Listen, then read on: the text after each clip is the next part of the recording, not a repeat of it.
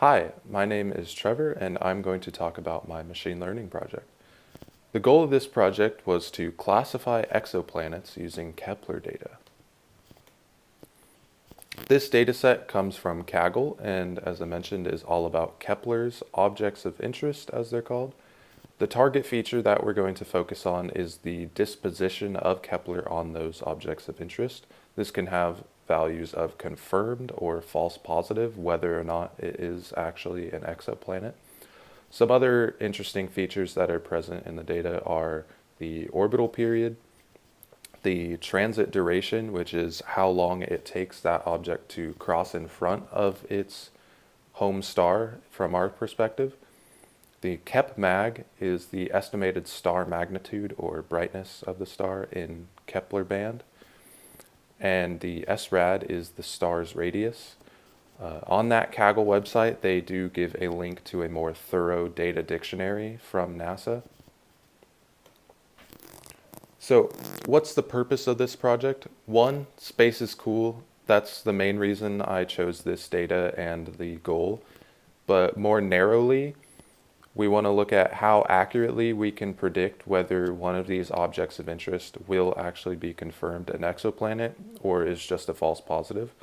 And then which features are the most important for making those predictions.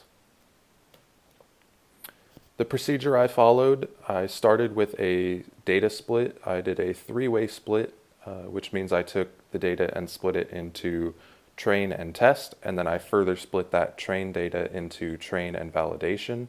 This way we have a holdout test set that we're going to look at just once at the very end. Then I define my base pipeline. This pipeline is going to be used throughout my modeling process. I have it as a numerical and categorical preprocessors, and then those get combined at the bottom there in the prepper, and that prepper gets fed into pipelines with each model so that the data gets pre-processed and then fed into whatever algorithm is chosen.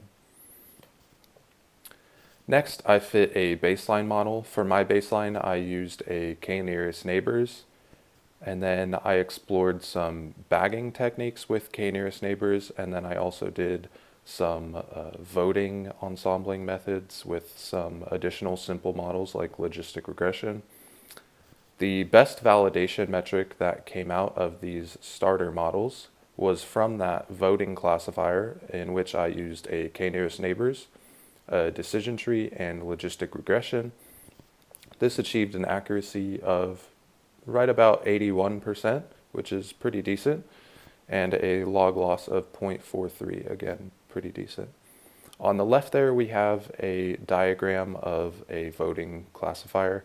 It basically takes some base learners, gets their prediction, and then decides what the final prediction is based on those. Next, I looked at some more robust models like Random Forest and XGBoost.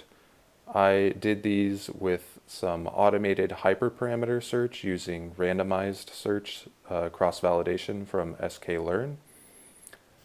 After that, I ended up finding a final model that used a stacking classifier. As the base learners in this stacking classifier, I used the three simpler algorithms that I just mentioned in the voting.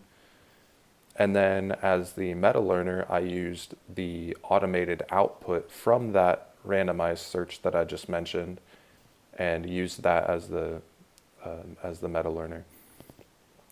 The diagram there at the bottom is what a meta classifier might look like, or sorry, a stacking classifier. So we have C1, C2, and C3 as our base learners. Those output a prediction, and then the meta classifier will learn off of those predictions and output a final prediction.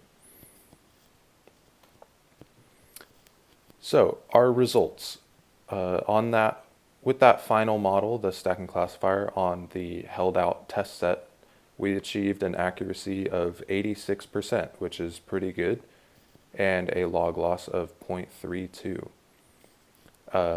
Also, we looked at the most important features using the permutation importance from scikit-learn.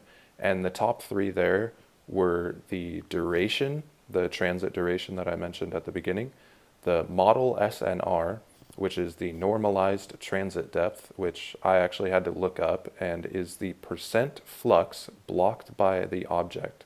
So basically, how much light energy is being blocked by the object when it is between us and its home star. And then the KOI period, which I mentioned at the beginning.